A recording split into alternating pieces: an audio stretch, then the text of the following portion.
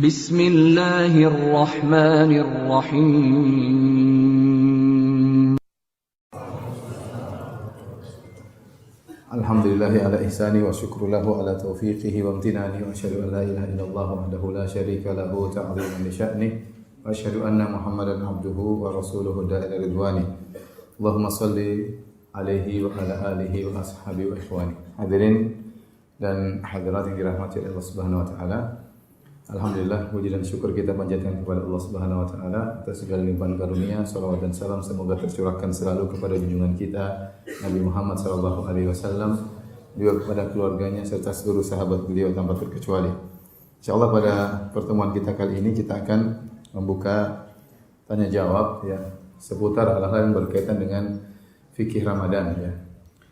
Namun sebelum saya buka tanya jawab, saya akan menyampaikan beberapa pertanyaan yang sering ditanyakan oleh ikhwan-ikhwan dan para akhwat. Di antaranya pertanyaan pertama, apakah azan salat subuh yang berlaku di tanah air kita ini sudah tepat atau kecepatan? Tentunya kita terkadang ada yang mengatakan azan yang subuh yang kita dengar sekarang kecepatan 15 menit, ada yang mengatakan kecepatan 20 menit. Adapun waktu azan salat duhur, asar, maghrib dan isya tidak ada perselisihan. Setahu saya tidak diperebutkan di sini ya. Tetapi masalah adzan salat subuh memang ada perselisihan. Dan ternyata perselisihan ini bukan cuma ada di tanah air. Bahkan perselisihan ini ada juga di Arab Saudi. Sejak saya kuliah dahulu saya sering dengar perselisihan ini. Ada yang menyatakan bahwasanya adzan subuh ya karena yang dijadikan patokan oleh pemerintah Arab Saudi dengan pemerintah Indonesia sama, takwim Ummul Qura, yaitu penanggalan yang diletakkan oleh Ummul Qura ya. Nah, yang benar bagaimana? Dua-duanya punya dalil. Demikian juga ulama di sana berselisih ya. Para ulama kibar seperti Syekh Shalih Al Fauzan, kemudian Mufti Kerajaan Arab Saudi Syekh Abdul Aziz Al Utsaimin, dan sebelumnya juga Syekh Abdul Aziz bin Baz rahimahullahu taala, kemudian juga Menteri Agama Syekh Shalih bin Abdul Aziz Al Utsaimin. Demikian juga banyak ulama mengatakan bahwasanya waktu yang ada sekarang ini sudah tepat. Bukan kecepatan tapi sudah tepat. Sebagian ulama yang saya tahu seperti Syekh Sa'ad Al-Khazlan ya menyatakan bahwasanya waktu yang ada sekarang azannya itu kecepatan 15 menit atau lebih daripada itu ya. Terus yang benar yang mana? Yang benar ya kalau mau tahu benar tentunya kita harus praktek mana yang lebih benar dan dua-dua sumbernya terpercaya ya. Tetapi kalau antum tanya kepada saya lebih condong kepada pendapat ulama kibar Shalih Fauzan kemudian Syekh bin Baz ya. Tentunya mereka tatkala membenarkan takwim Ummul Qura mereka tidak sembarang. Mereka tentu punya tim untuk mengecek fajar muncul kapan. Takwim Ummul Qura yang sekarang dipakai di tanah air dan juga di Arab Saudi menyatakan bahwasanya jika matahari letaknya minus 20 derajat sebelum terbit ya maka sudah nampak fajar shadiq ya. Dan ini yang diperdebatkan oleh sebagian orang, sebagian astronom. Kata mereka minus 20 belum kelihatan fajar shadiq ya. Harus ditambah lagi entah minus 17 ya, semakin mendekat ke arah cakrawala, minus 20, minus 19, minus 18, semakin dekat cakrawala, matahari semakin apa? Cahaya semakin kelihatan. Paham? Nah, apakah minus 20 derajat di bawah cakrawala sudah kelihatan fajar? Ini diperselisihkan. Pemerintah pemerintah Indonesia dan juga pemerintah Arab Saudi mengambil hal ini, bahwasanya minus 20 sudah kelihatan apa? Fajar. Sebab Allah mengatakan tidak harus dinaikkan. Entah minus 17, setiap derajat itu 4 menit. Berarti kalau minus 15 berarti kecepatan 20 menit. Kalau minus 16 berarti kecepatan 16 menit ya. Mereka yang mengatakan sekarang pun kecepatan, mereka pun berselisih. Kecepatan berapa menit ya. Hadirin hadirat yang dirahmati Allah Subhanahu wa taala. Saya lebih condong kepada bahwasanya azan yang dikumandangkan sekarang sudah tepat. Kenapa? Pertama dari sisi itu pilihan para ulama kibar ya. Ulama besar ya, bahkan mufti kerajaan Arab Saudi, kemudian Syekh Shalih Fauzan dan Menteri Agama Syekh Shalih Al Utsaimin, dan mereka orang-orang yang kita akui ilmu mereka dan kita akui ketakwaan mereka dan mereka tentu tidak sembarang. Yang kedua, kalau kita lihat praktek dalam hadis-hadis Nabi disebutkan Nabi SAW selesai sholat subuh itu, ya, seorang baru mengenal teman duduknya. Kata dalam hadis, wa kana yanfatilu min sholatil ghadati hina ya'rifu rajulu jalisahu. Rasulullah SAW selesai dari sholatnya tatkala seorang baru mengenal temannya, teman duduknya. Jadi Assalamualaikum warahmatullahi, Assalamualaikum warahmatullahi, selesai sholat subuh, dia baru kenal, oh kamu si fulan. Sebelahnya dia belum kenal, ya. Jadi masih remang-remangnya sangat tinggi, sehingga yang dikenal baru di sampingnya. Demikian dalam hadis yang lain, kana Rasulullah SAW yusalli al-fajr wa yashhadu ma'ahu nisa'un minal mu'minat mutalaffi'atin bimurutihinna la ya'rifuhunna ahadun minal ghalas. Rasulullah SAW salat subuh, ternyata ibu-ibu juga ikut salat subuh bersama Nabi sallallahu alaihi wasallam. Dan setelah selesai salat subuh tidak ada yang mengenal ibu-ibu tersebut. Mereka lihat ini perempuan, tetapi siapa ibu-ibu ini tidak ada yang kenal. Kenapa? Karena sangat remang-remang. Ya, la ya'rifuna ahadun minal ghalas. Tidak seorang pun yang mengenal ibu-ibu tersebut karena masih sangat remang-remang. Berarti Nabi selesai salat subuh itu masih gelap. Baru kelihatan bentuk tapi wajah belum apa? Kelihatan. Baik. Kalau kita praktekkan waktu kita sekarang. Sekarang azan subuh jam berapa di Bekasi? 4.35 lah. 4.35. Nah, Nabi SAW setelah salat subuh, setelah azan subuh, beliau salat 2 rakaat. Setelah salat 2 rakaat, beliau sempat berbaring. Yatajih. Sunnah Nabi SAW beliau berbaring, ya. Setelah itu baru kemudian dikomatkan, kemudian salat. Paling tidak antara qomat, antara adzan dan iqamat mungkin sekitar 15 menit. Mungkin sekitar 15 menit. Baik. Sekarang qomatnya kita mundurkan, ya. Jadi 35 tambah 15 berapa? Atau 20 lah. 35 tambah 20 menit berapa? 55. Kemudian Nabi SAW salat subuh yaqra, ya, bainal 50 ayat ila 100. Antara 50 ayat sampai 100 ayat beliau baca. Kalau 50 ayat kira-kira 16 menit, 17 menit. Kalau 100 ayat kira-kira setengah jam, 35 menit. Taruhlah Nabi SAW baca 100 ayat salat subuh, berarti 35 menit. Nah, 455 tambah 35 jadi berapa? Setengah 6. Jadi setengah 6. Kira-kira setengah 6 kalau kita matikan lampu semua, kita Assalamualaikum warahmatullahi wabarakatuh. Kira-kira di samping kita kenal enggak? Kenal. Sudah kenal, ya? Sudah kenal insyaallah. Setengah 6 itu sudah agak apa? Agak terang. Taruh lampu mati semua, insyaallah kita sudah kenal sebelah kita, ya. Ini versi azan yang berlaku sekarang. Sekarang kalau kita coba kita pakai versi azan yang katanya kecepatan. Berarti azannya kita tunda 20 menit. Kata mereka sampai 20 menit, ya. Baik, harusnya azan 4.35 jadi 4 berapa? 4.55. Baik, azan. Setelah itu tunggu qomat 15 menit. 55 tambah 15 berapa? 5 lewat 10 atau 5 lewat 15 menit. Kemudian salat setengah jam jadi berapa? 6 kurang seperempat. 6 seperempat kira-kira yang dikenal di samping apa seluruh masjid dikenal? Seluruh masjid mungkin dikenal, ya. Jadi maka kita mengambil jalan tengah, ini disampaikan di sebagian ulama. Karena kita sendiri tidak pernah praktek melihat fajar, ya, maka untuk masalah bersahur kita ihtiyat, kita berhati-hati. Begitu azan dikumandangkan kita berhenti. Jangan kita nekat untuk makan dan minum lagi.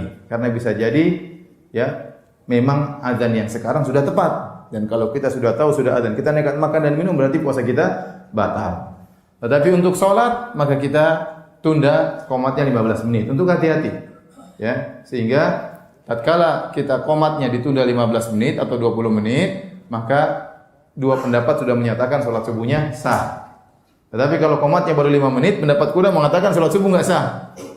Paham? Karena kata mereka sholat subuhnya, azan subuhnya kecepatan 15 atau 20 menit. Maka untuk hati-hati kita qomatnya kita tunda berapa menit? 15 sampai 20 menit, ya. Ini sempat terjadi heboh di Arab Saudi tentang khilaf ini, tetapi karena dari Kementerian Agama menyuruh untuk qomat 20 menit atau 25 menit, maka tidak ada khilaf lagi di antara mereka karena qomatnya ditunda 25 menit, ya.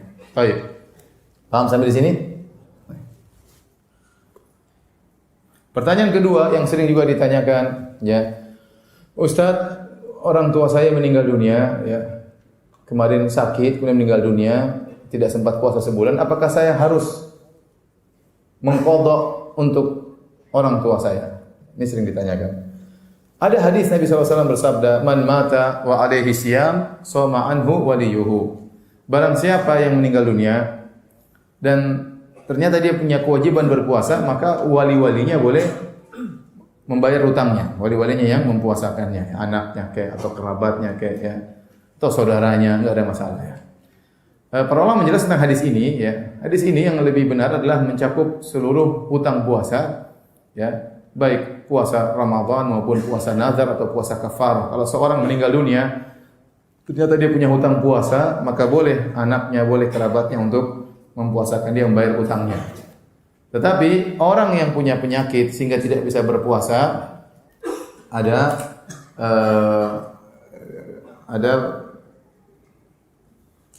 3 model. Orang yang punya penyakit tidak bisa berpuasa ada 3 model. Model pertama adalah orang yang sakitnya sakit tahunan atau disebut dengan al-marad alladzi la yurja bur'uhu, yaitu penyakit yang tidak diharapkan lagi kesembuhannya menurut ilmu kedokteran. Setahun, 2 tahun, 3 tahun, 4 tahun dia harus makan obat terus sehingga dia tidak mungkin berpuasa ya. Dia tidak mungkin berpuasa, dokter melarang dia berpuasa. Maka kalau penyakitnya seperti ini tahunan, ya, menurut dokter tidak bisa sembuh, maka orang seperti ini bayar fidyah. Orang seperti ini bayar fidyah karena uzurnya tidak hilang. Ya. Taruhlah ternyata setelah 5 tahun dia sembuh, apakah dia harus mengqadha? Tidak harus. Dia sudah bayar fidyah untuk penyakit yang menurut dokter susah untuk sembuh tadi, maka sudah cukup. Nah, ini penyakit model pertama yang menurut dokter tidak mungkin sembuh, maka bagaimana jalan keluarnya? Tidak mungkin mengqadha karena dia akan sakit terus. Maka jalan keluarnya adalah apa? Bayar fidyah. Sama seperti orang tua, enggak mungkin muda lagi. Kalau tua tidak bisa puasa, bayar fidyah. Ini penyakit model pertama. Yang kedua, penyakit model kedua, yaitu orang sakit, ya, ya. Kemudian dia tiba-tiba sakit, ya, mungkin kecelakaan, mungkin tiba-tiba terkena penyakit tertentu, ya. Kemudian dia tidak bisa puasa, kemudian dia meninggal dunia. Kemudian dia tidak puasa, kemudian dia meninggal dunia. Padahal dia sakit di bulan Ramadan. Nah, kata para ulama, orang ini pada hakikatnya tidak punya utang. Orang ini pada hakikatnya tidak punya utang. Kenapa? Karena orang yang sakit model seperti ini, itu yang disebutkan oleh Allah dalam Al-Quran. Faman kana minkum maridhan aw ala safarin fa iddatun min ayyamin ukhra. Barang siapa di antara kalian sakit atau bersafar sehingga dia berbuka, maka wajib bagi dia untuk berpuasa di hari-hari yang lain. Faham? Hari-hari tatkala dia sembuh tentunya. Ternyata dia tidak menemukan hari-hari sembuh tersebut. Dia sakit terus meninggal. Faham? Sehingga dia tidak wajib puasa. Dia tidak punya hutang karena dia hanya wajib puasa kalau dia menemukan hari-hari yang dia sembuh tersebut. Ternyata orang ini waktu sakit langsung meninggal. Sehingga orang ini tidak punya hutang puasa. Paham? Model ketiga, sakit model ketiga, orang yang sakit ini sangat mungkin untuk sembuh. Kemudian dia sembuh, Allah kasih dia kesembuhan beberapa waktu, dia bisa mengqadha sebenarnya. Namun ternyata dia tidak mengqadha sampai akhirnya dia meninggal dunia. Nah, inilah yang dikatakan orang ini punya hutang. Nah, kalau bapak kita meninggal model penyakitnya seperti model ketiga, baru kita bayar hutang puasanya, kita yang puasakan. Tetapi kalau bapak kita, ibu kita meninggal ternyata penyakit model kedua, ya tidak ada hutang berarti. Bisa dibedakan? Yang benar. Bisa dibedakan atau tidak? Yakin? Baik. Pertanyaan berikutnya. Sekarang kita ambil pertanyaan dari para hadirin hadirat. Ustaz, bolehkah tadarus Al-Quran bersama-sama di masjid pada bulan Ramadan dari sehabis tarawih?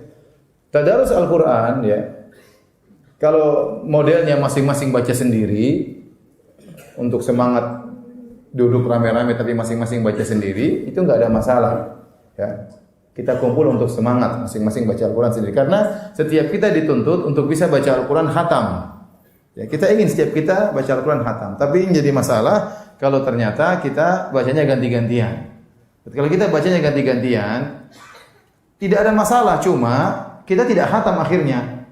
Karena kita baca sebagian, orang kedua baca sebagian, orang ketiga baca sebagian. Akhirnya sebenarnya kita tidak khatam Quran. Tetapi kita khatam bersama-sama. Itu padahal kita ingin kita khatam Quran. Ya. Kalau dalam rangka tadarus, dalam rangka saling belajar, ya, enggak ada masalah.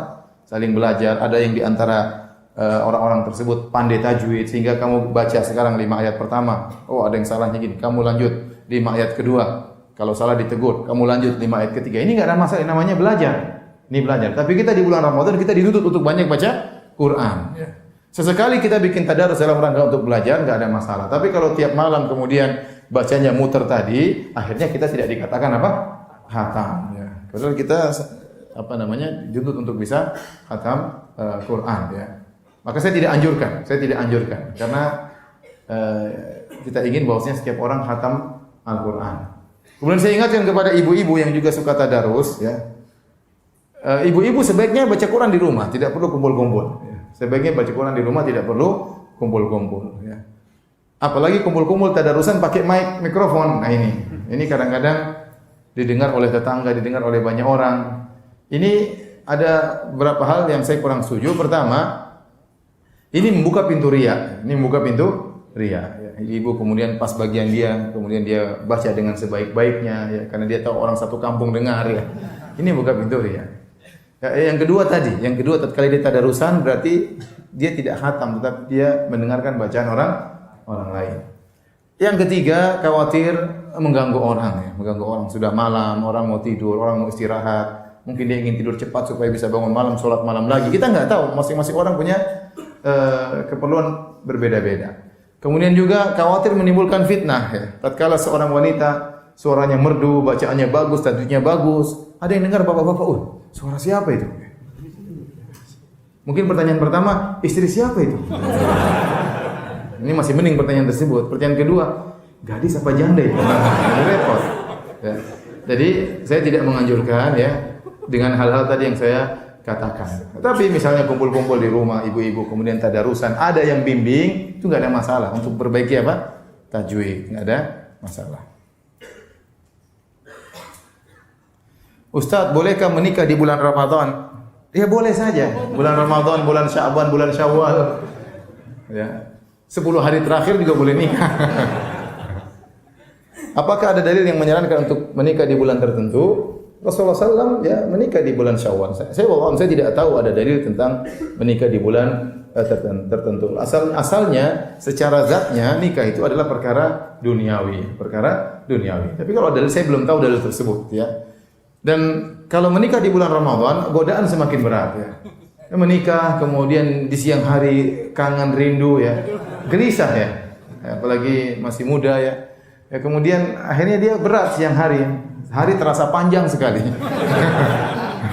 Lama karena dia memang baru nikah ya. Nah, orang baru nikah wajar lah. Ingin selalu bergaul berhubungan dengan istrinya wajar ya. Dia baru masuk dunia baru ya.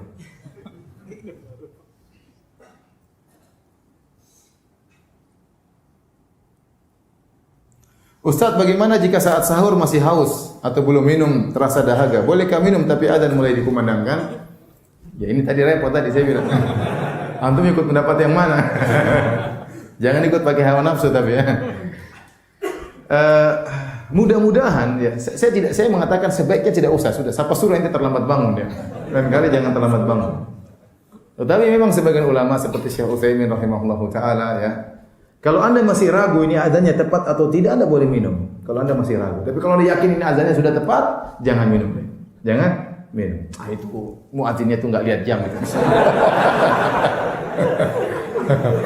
Kalau Anda masih ragu silakan, tapi kalau Anda sudah yakin benar, maka tidak boleh. Karena Allah sudah kasih batasan, wa kulu washrabu hatta makan dan minumlah kalian sampai terbit fajar.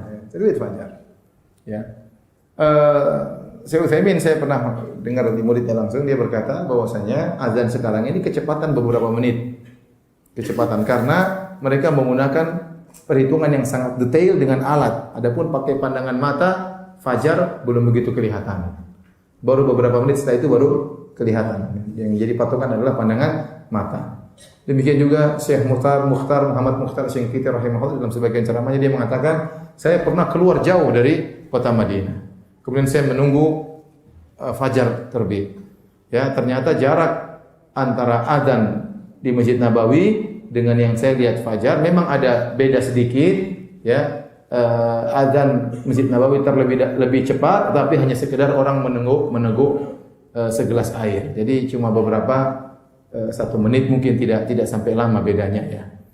Jadi lebih hati-hati diperlukan, diperlukan. Ya. Tapi kaedahnya kalau Anda masih ragu, Anda boleh apa? Minum. Tapi kalau sudah yakin tidak boleh. Ya. Jangan pas Anda haus, oh saya ragu. Pas tidak haus, oh saya yakin. Sudah benar itu agama.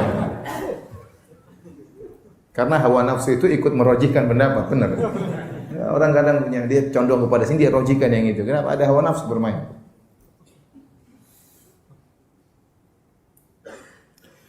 Ana mau bertanya, apakah ghibah termasuk membatalkan puasa? Ghibah tidak membatalkan puasa, tapi dia mengurangi pahala puasa. Dia mengurangi pahala puasa. Jadi dia berkaitan dengan seluruh maksiat. Seluruh maksiat mengurangi pahala puasa. Makanya kata Jabir bin Abdullah, "Idza sumta falyasum sam'uka wa basaruka wa lisanuk." Kalau kau berpuasa, maka berpuasalah pula pandanganmu, pendengaranmu dan lisanmu. Kemudian dia berkata, "Wala taj'al yauma fitrika yauma wala taj'al yauma shaumika wa yauma fitrika sawa'an." Dan jangan kau jadikan hari puasamu seperti hari tidak berpuasa. Harus dibedakan. Kita sedang puasa, harga pahala kita sedang jalan. Maka jangan kita merusak hari tersebut. Makanya Nabi melarang, kata Nabi, "Idza kana yaumi siyami ahadikum." Kalau salah seorang dari kalian sedang berpuasa, wal fala yarfuth. Jangan dia berkata-kata kotor. Kenapa? Akan mengurangi, menyedot pahalanya, ya. Kemudian wala yashab, jangan teriak-teriak. Teriak-teriak itu boleh, tidak ada dosanya, tapi ngapain seorang puasa berteriak-teriak? Wala yajhal, jangan melakukan hal-hal yang bodoh, jangan maksiat. Wa in sabbahu ahadun aw qatalahu, kalau ada orang mencaci maki dia atau mengajak dia berantem, maka jangan dia layani. Falyaqul inni mar'un sha'im, katakan aku sedang berpuasa. Maka saya ingatkan, seorang sedang berpuasa jangan ghibah, jangan maksiat. Kalau di dalam grup ada perdebatan di grup, jangan dilayani. Dia di Facebook ada media sosial, kemudian ada debat-debat situ, jangan dilayani. Ada orang maki-maki dia, jangan dilayani ya. Tinggal blokir saja, ya. Nggak usah dilayani ya. Karena itu semua akan mengurangi pahala kita. Ya. Jadi yang terutama lebih hati-hati adalah pandangan. Di zaman now sekarang ini ya, banyak hal yang bisa membuat kita bermaksiat dengan pandangan. Ya, kita melihat HP, kita bermaksiat, melihat Facebook terkadang muncul gambar-gambar wanita yang tidak senonoh, kita pun lihat. Gara-gara terlalu sering kita melihat hal seperti ini sehingga akhirnya menjadi biasa. Yang suatu yang mungkar jadi apa? Terbiasa. Ya. Di jalan-jalan kita lihat iklan-iklan cewek-cewek begitu banyak ya. Iklan HP-nya kecil, ceweknya gede ya. Ya. Iklan macam-macam isinya cewek semua ya. Iklan apa ya, yang semua ceweknya gede. Iklannya gede, barangnya itu kecil, ceweknya yang apa? Yang gede ya. Akhirnya kita lihat ceweknya ya. Baru lihat barangnya. Ini mengurangi pahala kita. Jadi pahala kita akhirnya kena roaming ya. Tergantung yang kita lihat. Terkadang roaming lokal, terkadang interlokal, terkadang internasional roamingnya ya. Maka seorang berhati-hati ketika berpuasa, jauhi atau kurangi lihat-lihat YouTube, internet, ya, hati-hati ya. Kalau kita lihat YouTube ceramah pengajian sebelah kanan kiri semuanya maksiat terkadang. Ya. Mengerikan. Ya. Kita belum tentu bisa berpuasa lagi tahun depan. Ya. Tahun ini kita berpuasa dengan sebaik-baiknya agar kita diampuni oleh Allah Subhanahu wa taala. Jadi yang benar, ghibah itu tidak membatalkan puasa tapi mengurangi pahala puasa. Semakin banyak dia ghibah, semakin banyak pahalanya kena roaming. Dan bisa jadi seorang akhirnya puasanya tidak meraih pahala sama sekali. Seperti sabda Nabi sallallahu alaihi wasallam, ya rubba sha'imin laisa lahu min siyamihi ilal ju' wal 'atas. Betapa banyak orang yang berpuasa namun dia tidak meraih dari puasanya kecuali hanya lapar dan dahaga. Ustaz, di tempat ana bekerja ada acara maaf-maafan sebelum Ramadan. Bagaimana sikap ana? Ya. Apakah ana ikut? Apakah ana menghindar? Lalu kalau bikin acara khusus maaf-maafan ini enggak benar ya. Enggak ada acara khusus maaf-maafan sebelum apa? Ramadan. Seorang tatkala melakukan kesalahan, dia minta maaf tatkala dia melakukan kesalahan. Jangan dia tunda pas Ramadan baru minta maaf ya. Ya, sebagian orang memaafkan nanti aja lah pas hari raya baru saya minta maaf. Jangan. Khawatirnya dia meninggal terlebih dahulu tidak sempat minta maaf, jadi repot di akhirat kelak. Kapan seorang punya salah segera minta maaf. Tidak usah menunggu momen Ramadan, tidak usah menunggu momen apa? Idul Fitri ya. Kapan seorang punya salah segera minta maaf, apalagi kesalahan tersebut berkaitan dengan hak orang lain. Karena ini jadi masalah besar pada hari kiamat kelak. Kita punya salam sama orang, kita mendolimi orang lain, nanti pada hari kiamat dia akan mengambil pahala kita. Ya. Jadi tidak ada ritual khusus maaf-maafan sebelum Ramadan.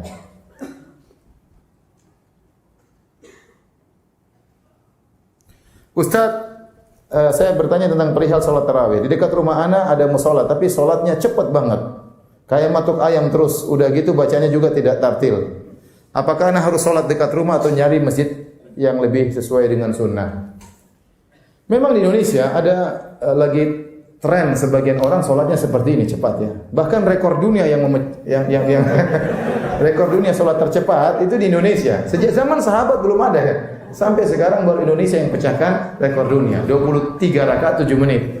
Itu belum ada di negara manapun. Jadi subhanallah ya, masuk Guinness Book of Record. Rekor dunia ya, belum pernah ada. Sejak zaman sahabat sampai sekarang. Ya kalau salatnya sudah seperti itu, seperti matok ayam, itu salat tidak sah. Tidak tumakninah, ya. Jumhur ulama berpendapat bahwasanya tumakninah adalah rukun salat, terutama mazhab Syafi'i.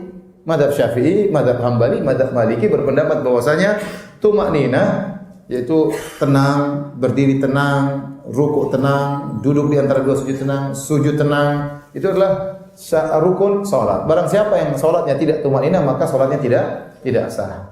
Kalau ternyata kita salat di mushola kita salatnya begitu cepat dan tidak seperti itu modelnya, maka tidak usah salat di situ. Ya, kalau ada yang tanya kenapa Anda tidak salat, saya tidak serak salatnya seperti ini. Ya, karena ini menurut saya tidak benar. Sampaikan dengan baik-baik ya.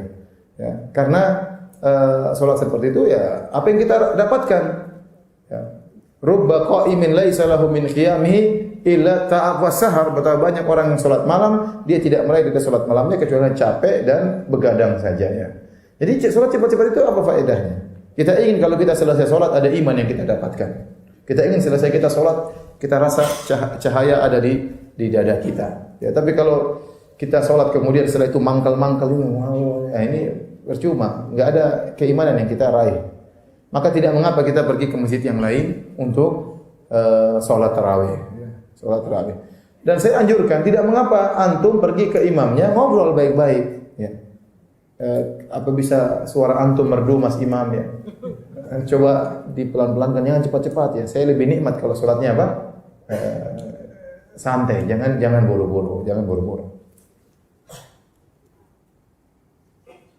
Ustaz, apakah masih boleh kita berpuasa sunnah pada Senin besok? Kalau orang terbiasa puasa Senin Kemis atau puasa Ayyamul Bid atau puasa sunnah yang lainnya di bulan Sya'ban meskipun sampai pada akhir Ramadan dia boleh berpuasa. Kata Nabi SAW, la tuqaddimu Ramadan bi siyami yaumin wala yaumain.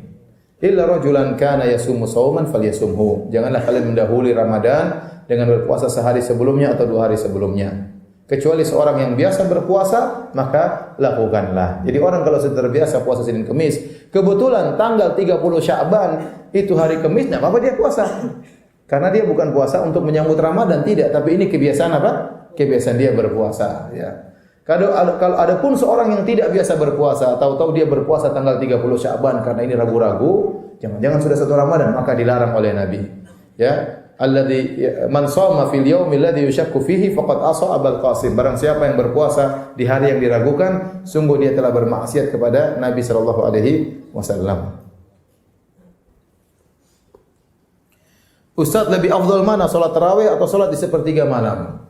Yang dipraktekkan oleh Nabi SAW selama beliau salat tarawih 3 hari, ya, adalah di awal malam.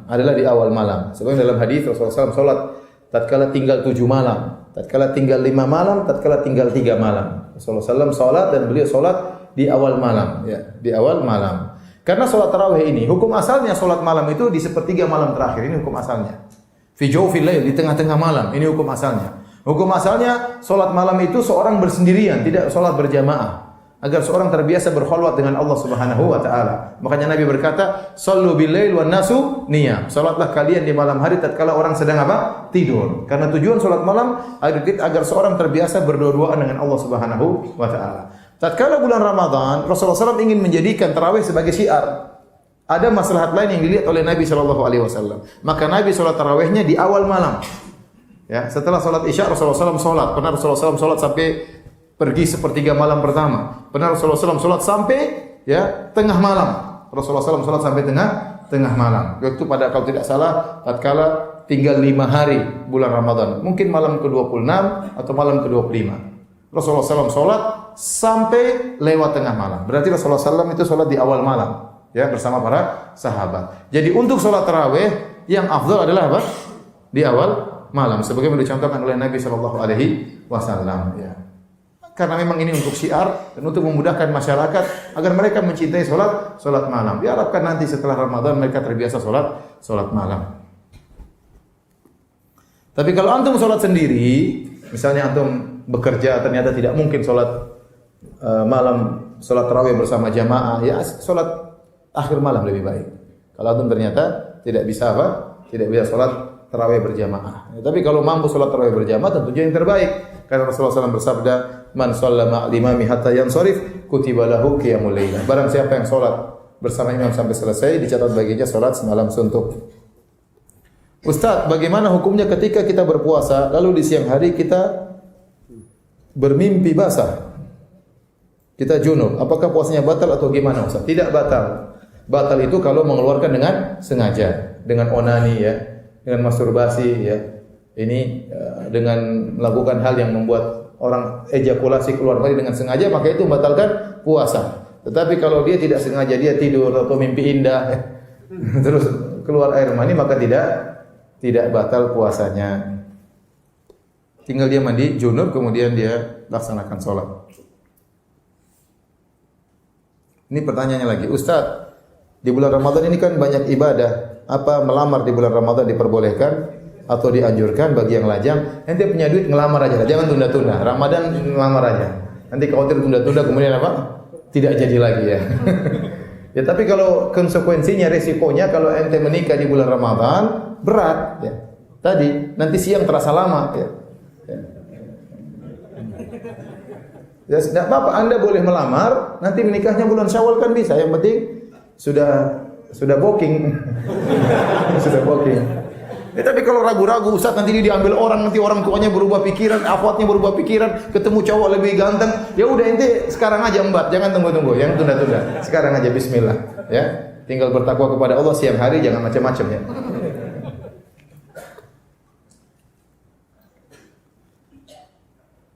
Ustaz, kalau kita belum mengqadha puasa Ramadan tapi sudah datang Ramadan lagi, gimana Ustaz?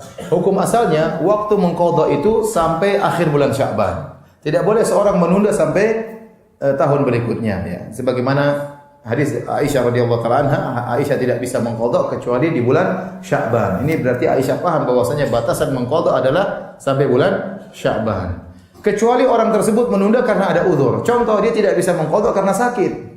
Atau dia safar terus, ada uzur syar'i sehingga dia tidak bisa mengqadha. Kalau dia tidak bisa mengqadha sampai bulan Sya'ban karena uzur syar'i, dia boleh mengqadha setelah Ramadan berikutnya, enggak ada masalah. Tetapi seandainya dia tunda-tunda tanpa ada uzur syar'i sehingga sampai Sya'ban belum selesai qadanya, maka tetap wajib bagi dia untuk mengqadha setelah Ramadan. Tetapi dia beristighfar karena penundaan itu merupakan dosa. Paham? Dia menunda tanpa ada uzur itu merupakan dosa. Tetap dia bayar utangnya, tetap dia mengqadha setelah Ramadan. Enggak ada masalah. Dia bertobat kepada Allah Subhanahu wa taala. Sebagian sahabat berfatwa, kalau ada orang tidak membayar qadhanya sampai Ramadan berikutnya, maka dia membayar qadha sekaligus fidyah. Ini pendapat sebagian sahabat ya. Silakan dilaksanakan, enggak juga enggak apa-apa karena itu bukan hadis Nabi sallallahu alaihi wasallam. Yang penting kalaupun sudah lewat tetap hutang tercatat harus dibayar.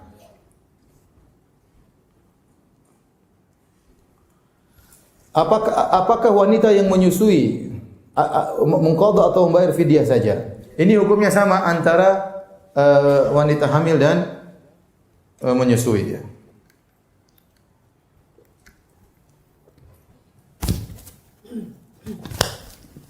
Tes.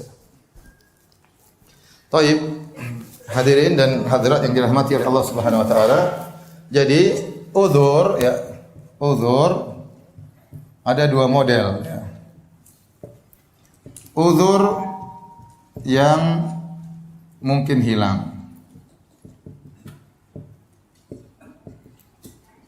Yang kedua, uzur yang tidak mungkin hilang.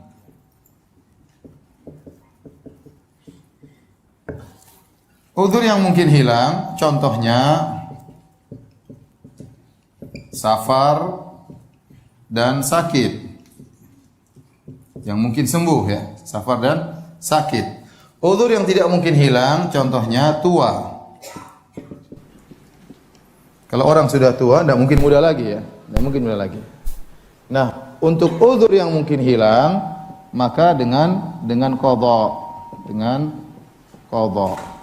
bayar utang puasa. Adapun uzur yang tidak mungkin hilang, maka dengan apa? Fidyah. Ya. Nah, di antara uzur yang tidak mungkin hilang, para ulama mengatakan contohnya adalah sakit menahun yang tidak diharapkan kesembuhannya, susah tidak diharapkan kesembuhannya.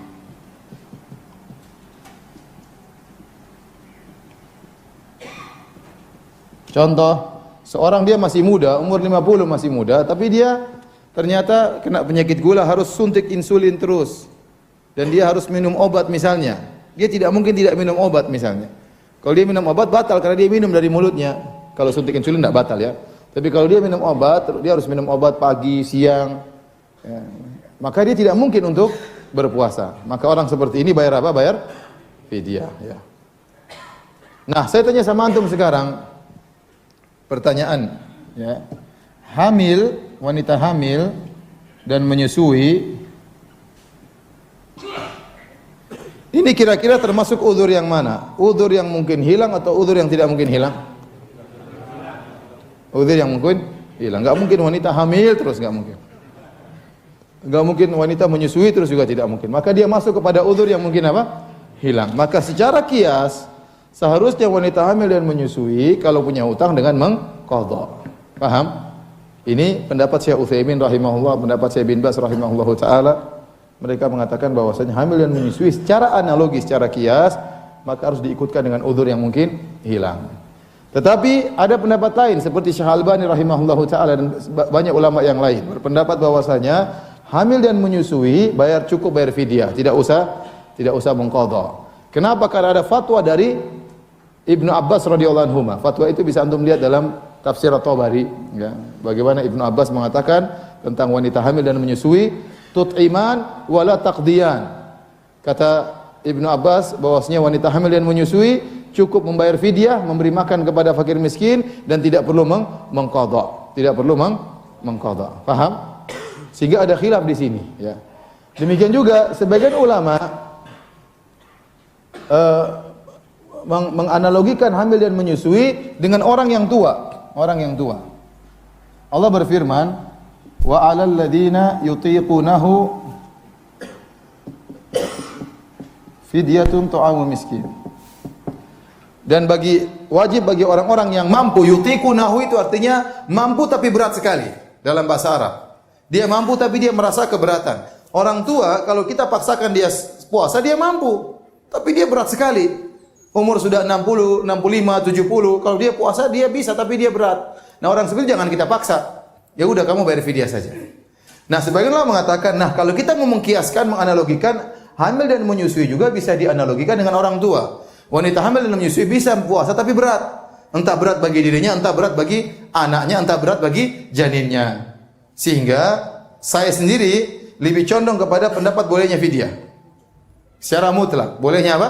Fidyah. Cuma ya dari dua sisi, karena ada fatwa dari Ibnu Abbas radhiyallahu anhu dan juga sebagian orang berpendapat bahwasanya hamil dan menyusui diikutkan dengan orang tua, karena Ibnu Abbas memandang walladzina yutiquna fidyah ini tidak mansukh secara total, tapi dia ayatnya dikhususkan dan dia mencakup orang tua, wanita hamil dan wanita yang menyusui sebagaimana disebutkan dalam tafsir At-Tabari, ya. Dari situ lebih hati-hati agar kita lebih hati-hati bagi wanita yang hamil dan menyusui, jika dia mampu untuk mengqadha maka hendaknya dia mengqadha.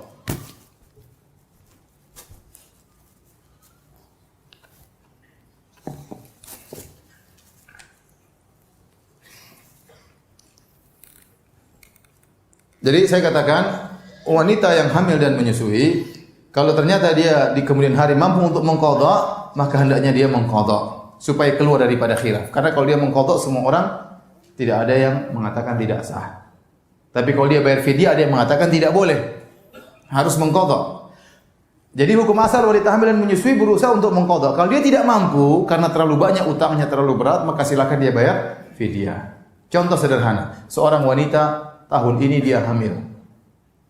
Dia tidak bisa puasa bulan Ramadan. Ternyata setelah hamil melahirkan, tahun depan dia menyusui anaknya. Dia mau puasa tapi kasihan anaknya. Kalau dia puasa anaknya, asupan gizinya, asinya sedikit. Jangan mendolimi anak. Akhirnya tahun depan dia puasa. Tahun kedua dia menyusui. Tahun ketiga dia menyusui lagi karena dia ingin menyusui anaknya sampai 2 tahun. Anak semakin besar, isapan susunya semakin kuat. Ya. Kalau puasa semakin repot lagi. Kemudian tahun keempat dia hamil lagi. Hamil lagi. Kemudian tahun kelima dia menyusui lagi. Tahun keenam dia menyusui lagi. Tahun ketujuh dia hamil lagi. Tahun ke-8 dia hamil lagi. Ada yang begitu, hamil lagi. Tahun ke-8 dia menyusui. Tahun ke-9 dia menyusui. Tahun ke-10 dia hamil lagi. Seperti gini kapan dia bayar hutang? 10 tahun dia tidak puasa, berarti utang dia 300 hari, hampir setahun. Mau dicicil Senin Kamis, susah juga, tidak gampang. Maka wanita yang kondisinya seperti ini karena suaminya produktif, kita bilang ya udah, ente bayar fidyah aja, ente bayar fidyah. Yang mampu diqadha, yang enggak mampu bayar apa? Fidyah. Sebagaimana fatwa Ibnu Abbas radhiyallahu anhu, sebagaimana fatwanya juga Syekh Albani rahimahullahu taala. Itu kira-kira mengenai masalah hamil dan menyusui. Ustaz, bagaimana hukum jual online ketika sedang i'tikaf? Haram. Ya. Wong sedang tidak i'tikaf saja, tidak boleh kita jual beli online dalam masjid. Rasulullah melarang orang jual beli dalam masjid, ya. Tidak ada berkahnya orang jual beli di masjid, apalagi sedang i'tikaf. Maka Anda kalau i'tikaf jangan buka lapak di masjid. Jangan, ya udah. Enggak boleh. Enggak boleh, libur dulu sementara, ya. Ya.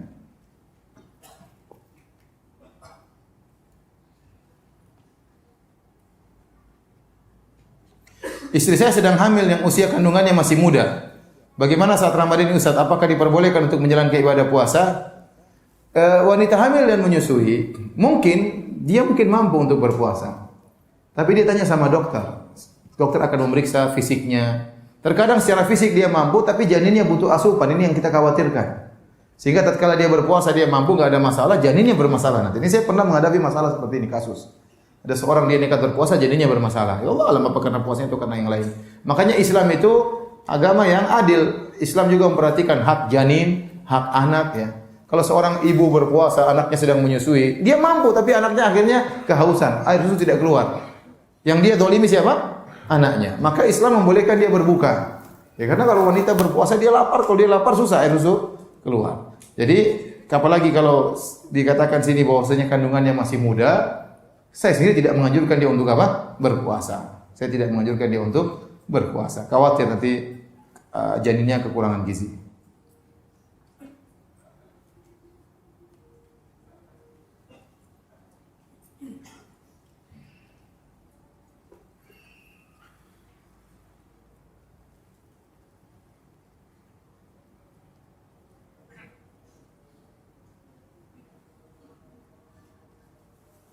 Ustaz, kalau doa setiap malam Ramadannya berbeda-beda dan diyakini akan mendapatkan sesuatu. Misalnya malam pertama doanya ini diyakini akan mendapatkan sesuatu, malam kedua sesuatu yang lain, malam ketiga sesuatu yang lain. Apakah dalilnya? Enggak ada dalilnya.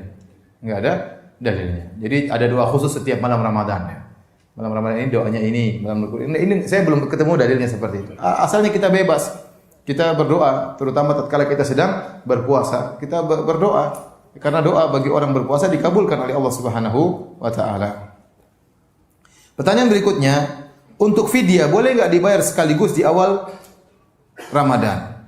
Ingat, fidyah itu adalah membayar puasa yang batal. Maka tidak boleh seorang bayar fidyah kecuali ada sebabnya. Tidak boleh bayar fidyah kecuali ada sebabnya. Jika seorang misalnya dia hamil, kemudian dia tidak berniat tahun ini tidak berpuasa, maka jangan dia berfidyah di awal Ramadan. Kenapa? Dia belum batal. Paham? Jadi dia melakukannya kecuali setelah ada sebab. Contohnya ada orang ingin bayar zakat. Ternyata hartanya belum sampai nisab, berarti sebab bayar zakat belum ada. Nah, zakat yang dia bayarkan sementara hartanya belum sampai nisab itu bukan zakat karena sebabnya belum ada. Paham? Seorang misalnya, saya mau bayar kafarah, saya mau membatalkan puasa, ingin berhubungan dengan istri saya. Saya bayar kafarah dulu, ya baru berhubungan belakangan. Ya nggak bisa, ya. Kalau ente melanggar dulu baru ente bayar apa? Kafarah. Dosa sekaligus bayar apa? Kafarah. Jadi tidak boleh kafarah dibayar sebelum ada sebab. Oleh karenanya kalau orang ternyata harus bayar fidyah, maka misalnya dia sudah batal 3 hari, hari keempat dia yang sehari, hari keempat di pagi hari dia masih batal, dia boleh bayar 4 hari. Paham? Dia sudah batal 1 minggu, maka dia bayar untuk 1 minggu.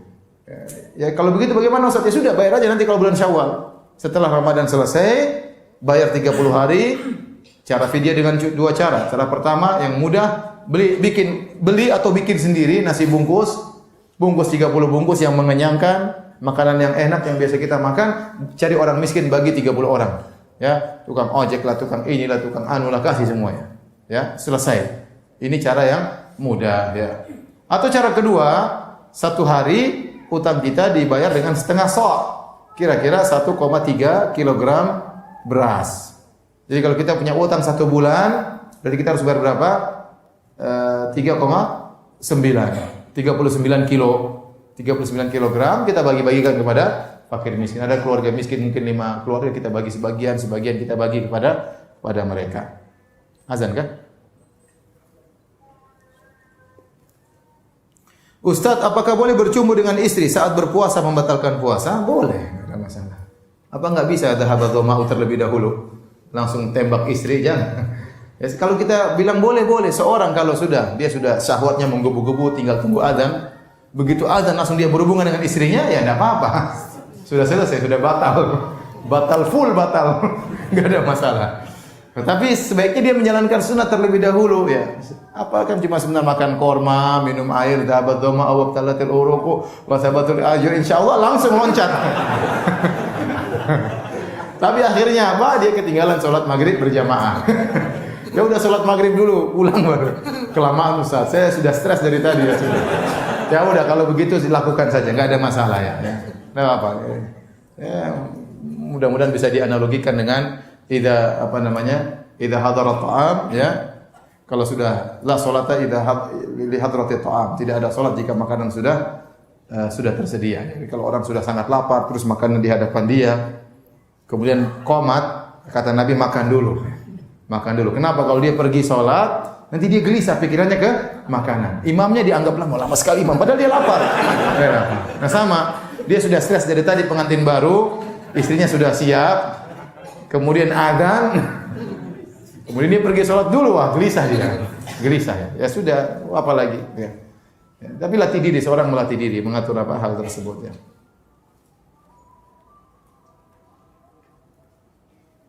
Sudah azan kan? Taib, sampai di sini saja kajian kita ya. Atau azan dulu, azan kita lanjutkan sebentar. Azan dulu, nanti baru kita sholat. Silakan azan.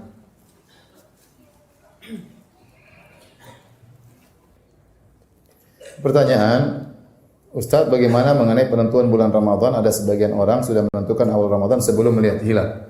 Ini pertanyaan sering ditanyakan.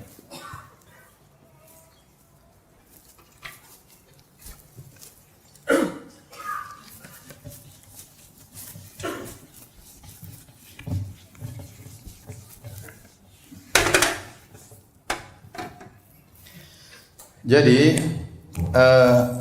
penentuan awal bulan ya secara umum dilakukan oleh orang-orang ada 2 metode. Pertama, metode ru'yatul hilal, melihat hilal. Ini namanya metode. Yang kedua, metode wujudul hilal, kurang adanya hilal. Yang dalil-dalil menunjukkan bahwasanya metode yang benar adalah metode ini. Bahkan ini ijma ulama. Ini metode muncul belakangan. adanya hilal. Adapun para sahabat, para tabi'in ya, mereka menggunakan metode ru'yatul hilal karena Rasulullah SAW mengatakan sumu li ru'yatihi wa aftiru li ru'yatihi fa in gumma 'alaikum fa akmilu fa in gumma 'alaikum fa akmilu iddata Sya'ban 30. Kata Nabi SAW, berpuasalah karena melihat hilal, berpuasalah karena melihat hilal, dan berbukalah lebaranlah karena melihat hilal. Kalau hilalnya terhalangi, ada awan, maka sempurnakanlah bulan Sya'ban 30 hari. Jadi dalil menunjukkan masalah menentukan bulan awal bulan adalah terlihatnya hilal, bukan adanya hilal. Karena bisa jadi hilal itu ada namun tidak terlihat. Contohnya ini kata Nabi, fa in gumma 'alaikum, kalau ternyata hilalnya tertutup, ada tapi enggak kelihatan, maka sempurnakan bulan Sya'ban 30 hari. Dalam riwayat yang lain, wa in hala bainahu wa bainakumus sahab. Kalau ternyata ada yang menghalangi antara kalian dengan hilal, hilalnya sudah ada, tapi ada awan yang menghalangi kata Nabi, maka sempurnakan bulan Sya'ban berapa hari? 30 hari. Berarti yang jadi patokan bukan adanya hilal atau tidak, tapi terlihatnya hilal. Hal ini berbeda dengan waktu sholat. Kalau waktu sholat kita boleh menggunakan hisab, karena yang jadi patokan adalah letak matahari, bukan terlihatnya matahari. Yang penting letaknya apa? Matahari. Makanya Allah mengatakan, aqimis sholata liduluki syamsi. Dirikanlah sholat dengan bergelincirnya matahari. Nah, bergelincirnya matahari ini bisa kita ketahui dengan apa? Hisab. Bisa diketahui dengan hisab. Tetapi terlihatnya hilal atau tidak bisa dengan hisab, harus dilihat langsung. Paham? Sama seperti gerhana matahari. Gerhana matahari mungkin saja terjadi, tapi kita nggak lihat. Maka tidak disunahkan kita sholat gerhana. Contoh, mungkin ada gerhana tapi nggak lihat, kenapa tertutup dengan awan? Atau gerhananya ternyata tertutup dengan gunung yang tinggi. Gerhananya ada, tapi tutup dengan gunung yang tinggi. Nggak ada gerhana berarti kita tidak lihat, maka tidak perlu sholat gerhana. Paham? Ini berkaitan dengan apa yang kita lihat. Nah, para hadirin hadirat yang dirahmati oleh Allah Subhanahu wa taala, jadi yang benar bahwasanya metode yang benar adalah metode terlihatnya hilal, ya. Hisab ada fungsinya enggak Ustaz? Ada fungsinya. Hisab itu membantu untuk mengetahui hilal mungkin dilihat atau tidak. Ya, sekedar membantu, dan metode hisab juga macam-macam. Sebagai contoh, ya, saya katakan bagaimana cara melihat hilal. Jadi seorang tatkala ingin melihat hilal, dia pergi ke pantai di Cakrawala, dia tunggu matahari tenggelam. Karena hilal dilihat tatkala matahari sudah tenggelam. Begitu matahari mulai turun, mulai tenggelam, maka semua lihat hilal di sini. Kalau hilalnya dekat matahari ini ada aturannya, macam harus jarak dari matahari sekian dan macam-macam. Saya juga kurang pakar dalam masalah ini, tapi ada aturannya. Ya. Intinya kalau hilal itu baru jaraknya, hilal misalnya sangat tipis, ya. Bulan sabit sangat tipis, jaraknya baru 1 derajat,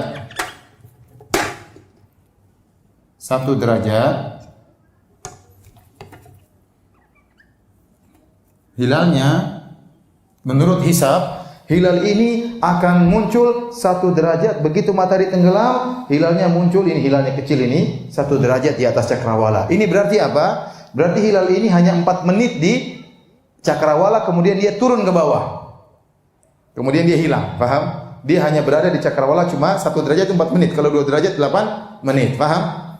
Nah, kalau ternyata dia berumur baru 1 derajat, berarti hilalnya sangat tipis, bulannya sangat tipis, sabitnya sangat tipis, dan dia cuma sebentar. Untuk melihatnya nggak mungkin. Kenapa? Karena cahaya matahari yang baru tenggelam masih kuat, masih ada cahaya matahari di sini, sehingga menutupi hilal tersebut nggak mungkin kelihatan.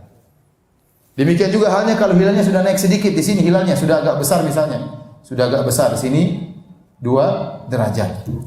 Ini pun susah untuk dilihat. Memang hilal bisa kita lihat dalam waktu 8 menit kita cari hilal tersebut, tetapi dia masih kalah dengan cahaya matahari yang baru apa?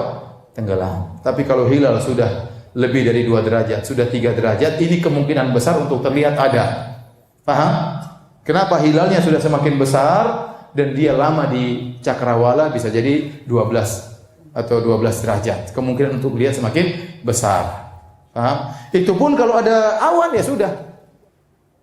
Maka kita sempurnakan bulan Sya'ban 30 hari. Dan menurut orang yang pakai metode wujudul hilal, seandainya hilal baru setengah derajat, di atas cakrawala baru 2 menit sudah hilang. Menurut perhitungan mereka hilal sudah ada atau belum? Sudah ada, meskipun setengah derajat. Maka mereka berpuasa besoknya. Kita bilang hilalnya ada enggak? Kata mereka ada. Mana buktinya? Ya kita sudah hitung. Kelihatan enggak? Ya enggak mungkin kelihatan. Paham? Terus gimana? Ya pokoknya ada. Ini beda. Padahal kata Nabi, namanya puasa dengan melihat apa? Hilal. Dan seperti ini repot. Baru setengah derajat. Baru mungkin 0,01 derajat. Yang penting di secara perhitungan ada, besok mereka puasa. Ya. Maka saya katakan hisab itu membantu tapi bukan menentukan. Hisab itu membantu tapi bukan menentukan. Dan bahkan pernah terjadi di fatwa Syekh bin Baz rahimahullah, beliau berkata, ada sebagian negara sudah memastikan secara hisab enggak mungkin terlihat hilal. Ternyata tahun itu hilal kelihatan. Jadi masalah hisab ini adalah perkara yang dhon, masih persangkaan. Lagi pula metode hisab juga bermacam-macam. Ada hisab kuno, ada hisab modern. Modern pun ada beberapa model, beberapa metode. Padahal kita tidak boleh berpuasa kecuali di hari yang yakin. Paham? Kita yakin besok 1 Ramadan. Kalau ternyata masih keragu besok 1 Ramadan atau tidak, maka kita tidak boleh berpuasa. Paham sampai di sini? Maka kesimpulannya kita nunggu saja pengumuman dari pemerintah, karena pemerintah menggunakan metode melihat apa? Hilal.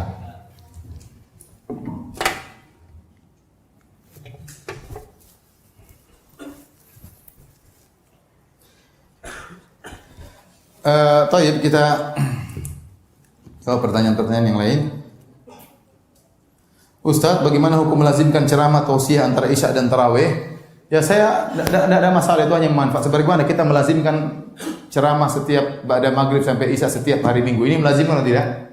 Melazimkan apa? Sebagian orang mereka mumpung orang lagi tarawih maka dia manfaatkan untuk apa? Ceramah. Selama tidak diyakini itu lebih afdal, maka ini bukan bid'ah, hanya sekedar apa? Sarana. Cuma saya anjurkan ceramah itu sebaiknya setelah witir, setelah sholat selesai semua baru bikin ceramah. Karena kalau menunggu setelah sholat kemudian dipotong untuk ceramah baru witir, ini terkadang orang gelisah ya.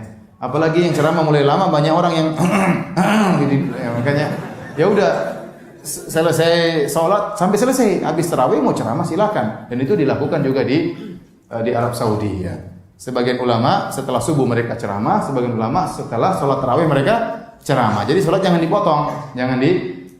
Itu lebih afdal ya. Enggak usah panjang-panjang. Ustaz, bagaimana hukum sholat tahajud membaca Al-Quran dengan mushaf? Tidak mengapa. Sholat tahajud sambil megang apa? Mushaf. Demikian saja para hadirin kajian kita. Masih banyak pertanyaan tapi tidak bisa jawab. Kurang lebihnya saya mohon maaf. Semoga kita dimudahkan oleh Allah untuk bertemu dengan bulan Ramadan dan bisa berpuasa dengan sebaik-baiknya. Subhanakallah bihamdik asyhadu an la ilaha illa anta astaghfiruka wa atubu ilaik. Assalamualaikum warahmatullahi wabarakatuh. Bismillahirrahmanirrahim.